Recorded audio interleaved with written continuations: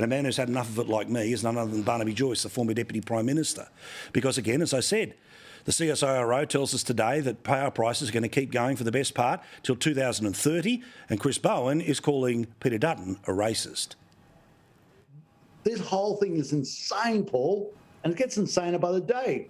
We had Net Zero Australia the other day said that to reach our 2030 target, it's only going to cost $1.5 trillion. That's $1.5 thousand million.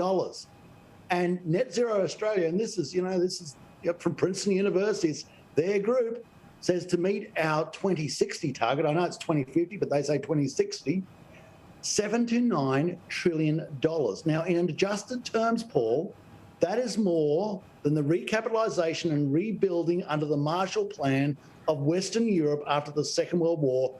And guess who's going to pay for it, folks? You.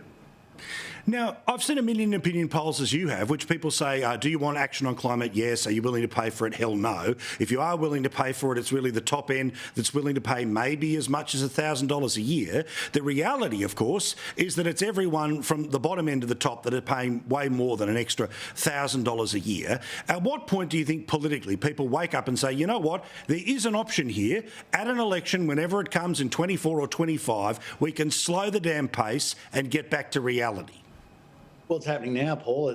At the Fadden by-election, less than 22% voted for the Labor Party. That's about 1 in every 5 people voted for Labor. And that goes to show you what matters. With all the Stuart Roberts stuff, what really mattered to them as they went through was cost of living, power prices, food prices, rent. These are the things that matter because they're attached to this thing that's in my pocket here in Danglemar. This little number, that's what matters.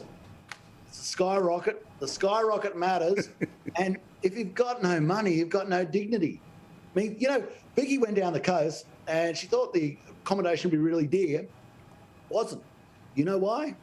Because people don't have enough money to go to the coast during the school holidays. So there are a lot of vacancies. They're changing Australia and they're sending pensioners back to the third world where they can't afford their power. They're going off the grid. The National Australia Bank says today, record defaults. So why do they go on with this fantastic rubbish that we're going to single-handedly cool the planet from a room in Canberra, and the only people who are suffering are you?